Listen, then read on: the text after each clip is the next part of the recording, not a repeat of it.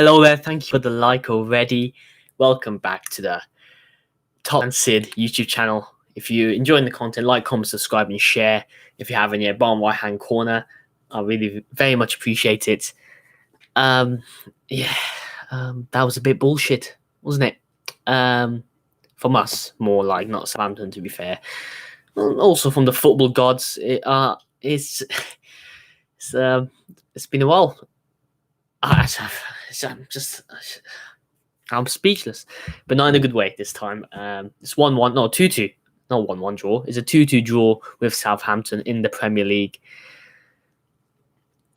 It really is frustrating because that second half we didn't come out the gates. The first half we made more mistakes, but we were more clinical and we were playing better football. Where the second half we weren't playing nearly as good as we could have had, and we paid the price for it. And we allowed Southampton to continue pressing onto us. And it felt like, in the last, it feels like back in the Mourinho days when, or maybe 6 months ago, when we were a bad team, a very bad team, when we're actually chasing a draw. Like Southampton were doing that to us. And it did feel very scary. And we had 10 minutes to go of injury time. Obviously, it said 5 minutes, but I was like, why is it carrying on? Why is the referee carrying on? But of course, Brandon Williams had an injury, as well as another Southampton player. I forgot who he is. Hopefully, they get back soon rather than later. Also, Luke Shaw as well. He's been a fantastic player for us. He was brilliant today, as usual. So hopefully, he gets back. So, no excuses. Our defense was weak for that corner. I'm going to go straight into it. I usually start at the start of a game. Leave a like, comment, subscribe if you haven't yet. Who is your man of the match? Southampton or Manchester United player? We were weak for that goal. Who was holding on to the substitute? Obafanwi? I think he scored the last minute equaliser. It wasn't last minute, but a couple of minutes. I think, was it Lindelof? If it was, that's hugely disappointing. Well, whoever was holding onto him, it's bad. It's really bad from whoever is not getting the touch. He's allowing Obafanwi to do this, to fucking curl his leg like that and somehow get the finish. You're having a laugh. But also, the other defender should have got at least a touch on it. And just tried a bit more jumping, man. Jump a bit higher, for God's sake. I know you're tired. But it's the last minute, and if we win this, we get third place. Do you not understand? Obviously, they did understand. I'm just hugely frustrated right now. So, yeah, even if it was Lindelof, I think, holding on to him. Can someone check that last minute footage? But because Lindelof, it would be very disappointing because Lindelof had a fantastic game. Better game than Maguire to some extent. To be fair, Maguire didn't have really much to do. He made some good, important headers, but Lindelof was really on it today for the most part. Obviously, I still have to check that last minute thing. It was the whole defense was kind of bad there anyway. From that corner, it just wasn't imposing enough. Someone should at least got a touch from it. It was like literally from the corner, straight from the corner, it goes in 2-2. Ridiculous. But yeah, let's start from the beginning because Southampton were giving us warning signs right from the beginning of this game. Because they were pressing us. They were doing that whole German Hasenhüttl, Jurgen Klopp type style of play where they were just not allowing us space or time to play out from the back. And we had to be passing it quickly, but we weren't. And obviously it's hard to pass it quickly and out from the back. You have to train that a lot in these players. And obviously that's the style of play we've been going for so far after lockdown. Calcium deficient, says Pogba masterclass. Yeah, exactly. First half, it was a very good performance from Pogba. But it wasn't just Pogba, but he caused the goal, but it was coming. It was coming because from the first 5 or 10 minutes, because we just weren't getting out of their half. We weren't getting out of our own half because they were just pressing us. With credit to Hasenhüttl. And I knew this was going to be a hard game. People were saying Southampton could be our hardest game so far. And now I fully understand because obviously I haven't watched Southampton a lot this season. But they've definitely improved since that 9-0 loss. Let me tell you that. Bloody hell. They're really starting to implement their tactics now. Samad saying, can't believe we're still third. This is very, very entertaining. I know. You're a Chelsea fan, aren't you? Forgot, mate. Oh, God. Bloody Chelsea, man. How are they getting away with this? I feel like every time we have a chance to go above Chelsea, it doesn't matter if they're third or fourth. We just can't get above Chelsea. It's ridiculous. Luckily, Leicester dropped points as well. So, yeah, it is annoying, Jared. It is annoying. It is very annoying, isn't it? But at least we didn't. It was a bit of a bottle job, but it's not a complete bottle job because we didn't lose the game. But still, not good enough. Not good enough. Not good enough from the first 5 or 10 minutes there. Pogba, of course. Pogba's losing the ball twice. So what? He needs to be better on the ball. He did. That's his weakness. I've seen it. We've seen it happen before. But obviously in this run of form, he's been great. But now he got a bit exposed over there. To be honest, he needs to pass the ball quickly. He needs to be the link between the defense and the attack, and he wasn't doing that so far in the first half. And he cost us that first goal, really. Even though I still think marking could have done better, but it's hard to mark someone when the chance comes like that after someone's made a mistake. Yeah, Southampton's pressing is crazy, but we should have known this. And obviously, I think after those early mishaps from certain players, mostly Pogba, but other players as well, and then the defense struggling to pass it fast, we fixed up. We fixed up. Rashford played fantastically today. Rashford was sensational today. He really has improved over this lockdown. Every game he's gone better and better and better. But Martial got the equaliser. Was it Martial who got the equaliser? No, it was Martial. No, Rashford did get the equaliser. Yeah, fantastic performance from him all around. Actually, he got a few. He was the only one with a proper attacking threat in the second half as well. Just making the runs, making the right passes when necessary, using his pace well. Yeah, Jared says we stopped playing around 70 minutes and got proper unlucky with that Williams injury at the end. Yeah, we did stop playing. We kind of set up to defend, which isn't necessarily a bad thing if you can actually trust your defenders to actually not be feeble sometimes when trying to jump. It was working. You can't really blame Solskjaer for the subs. I think the subs he made was decent. Maybe he did. Maybe we could have just trusted. He was going for the counter-attack by the end. Because he knew that probably our players are tired. They've been working hard to try and get passes, to get past Southampton's press and try and evade that. We got very tired.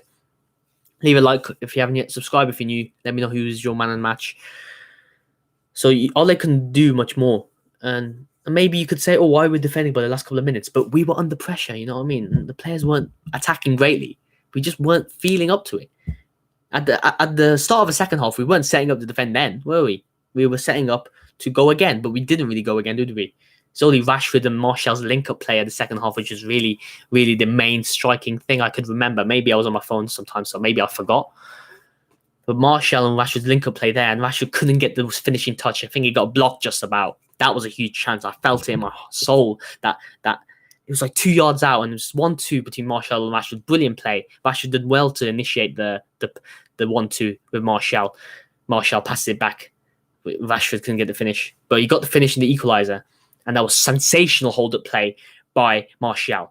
Pogba redeemed himself to some extent, got the ball forward like he always does to Martial, keeps good control of it. I think he almost gets pulled apart like in the shirt. Martial probably would have been a penalty anyway, but he still kept the hold of the ball, still kept his leg out, stretched his leg out, get the pass to Rashford.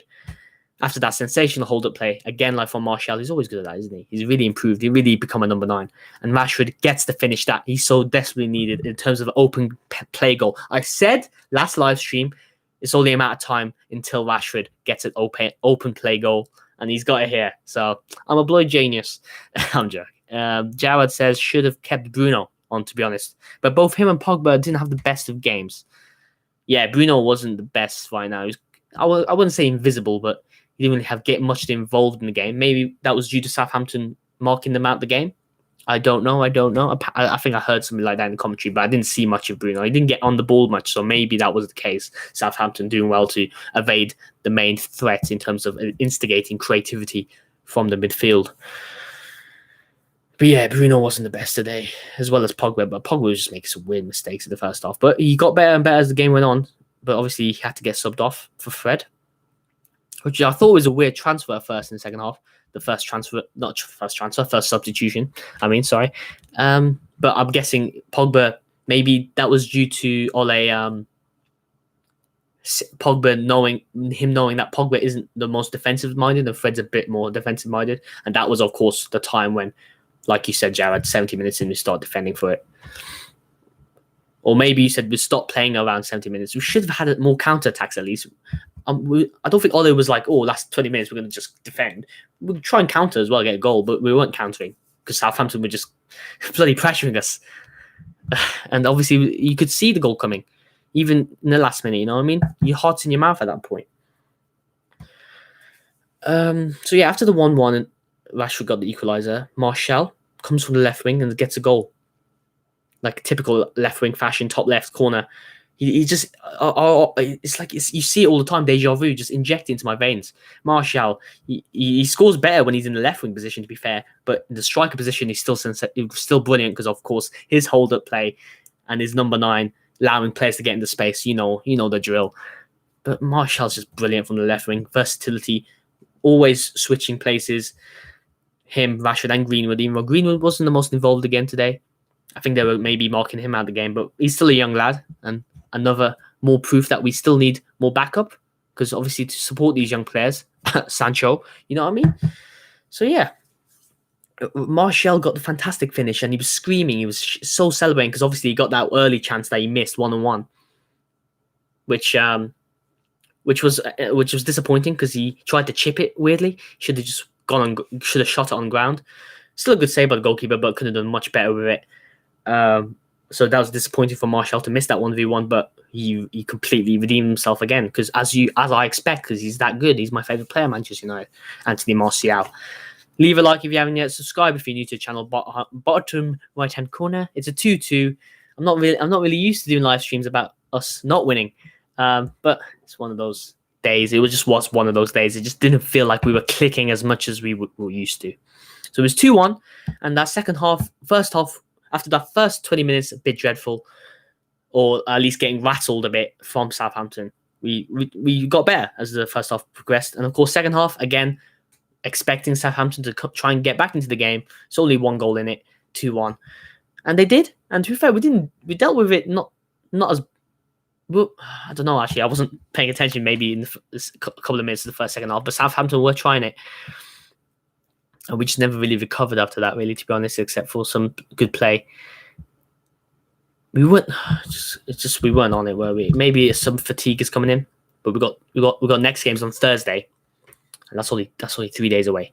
So we just made it hard for ourselves. Who should I talk about also? Daniel James people saying Daniel James could have got subbed on earlier just to add a bit of pace. He would have suited this game. Ryan Bertrand did a good job on Greenwood, to be fair to him. I'm just really disappointed, guys. I just really am, because obviously if we win, we get third, and obviously people are gassing people up on social media. I'm always the paranoid type, and also 7 years of bad luck does that to you as well. But we know we can still grind the result out. Why not? But we just.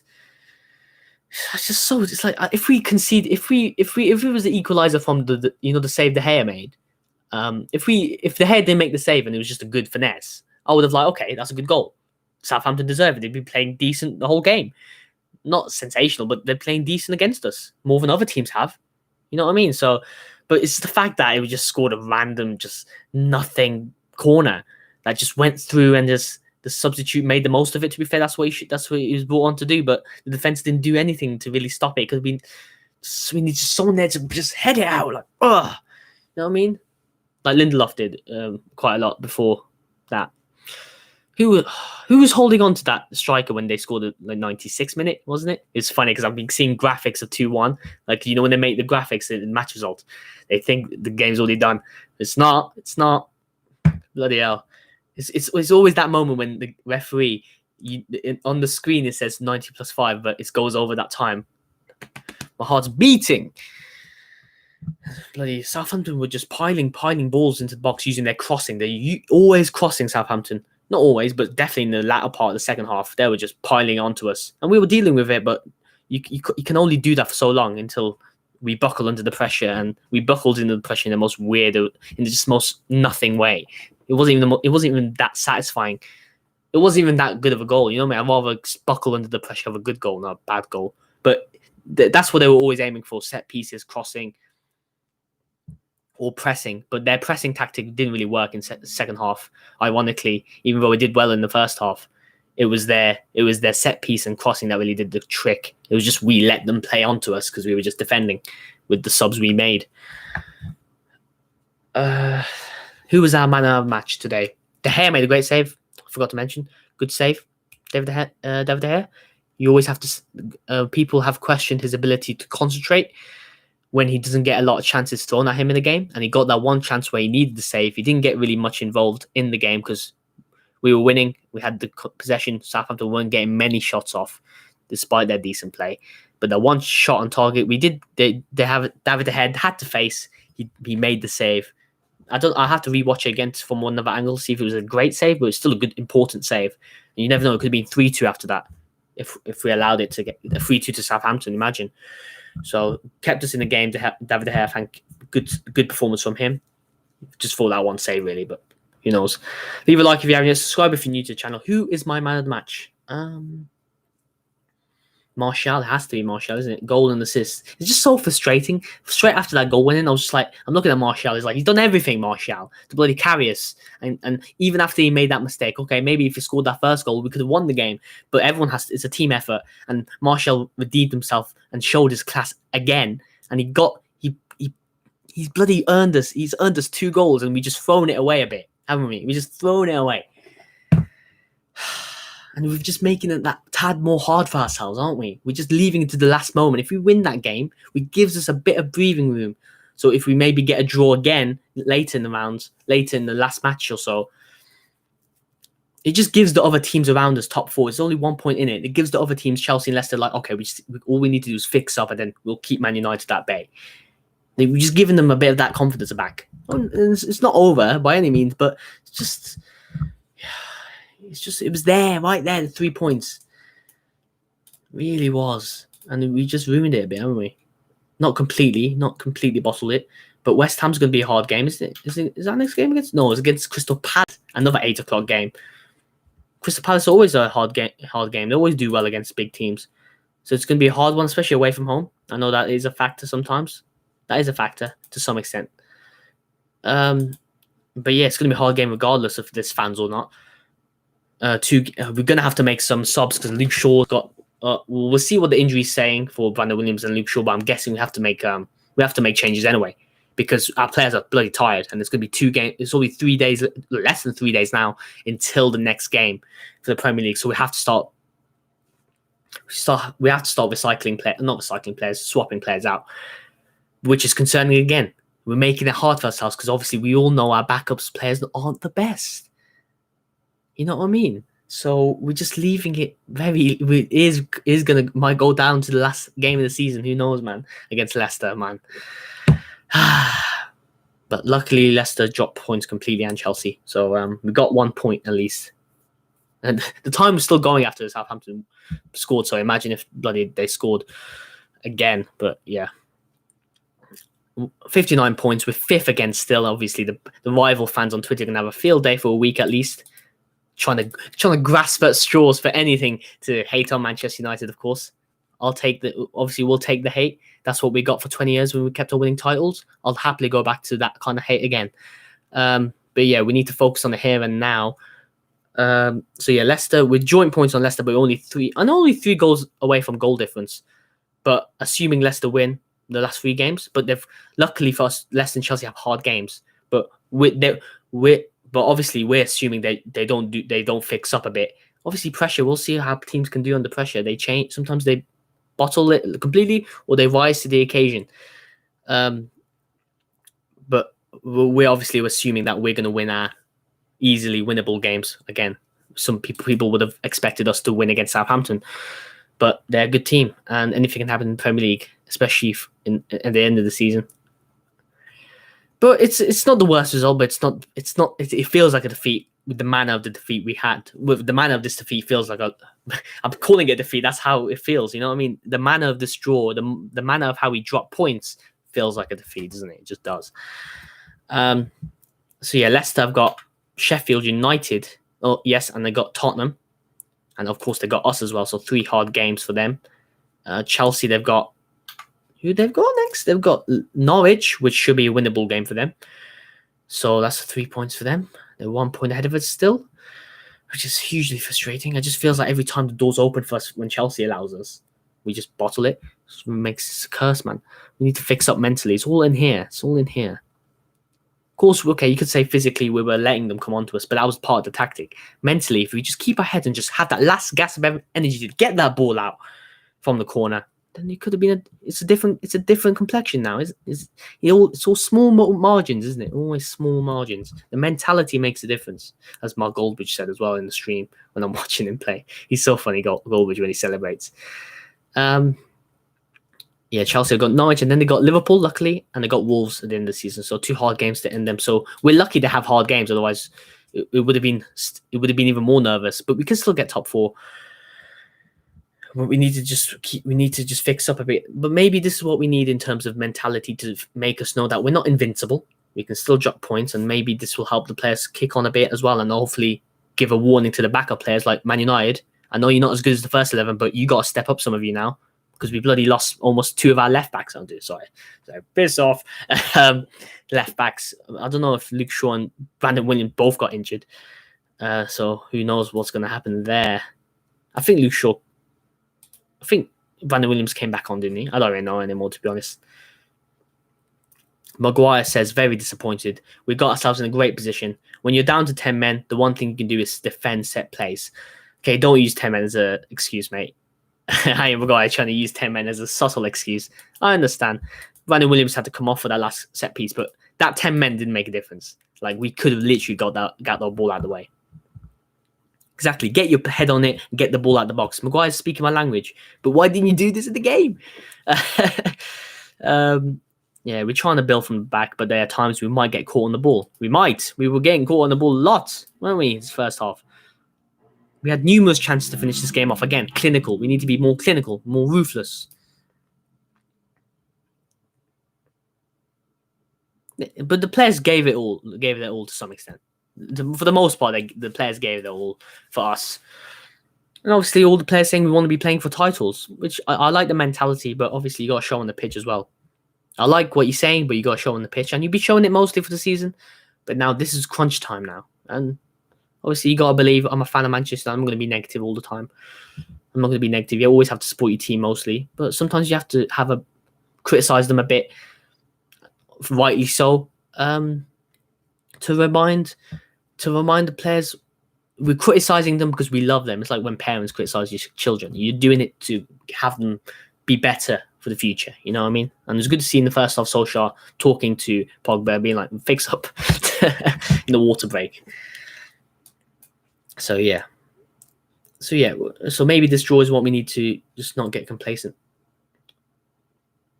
But hopefully we win against Crystal Palace and get them firing. Hopefully that mentality we need to fix up. It's not a given that we're going to get top 4. We need to keep on going, get this win, fight for the win, get the game done and dusted quickly instead of for us, in favor of us, not the other team.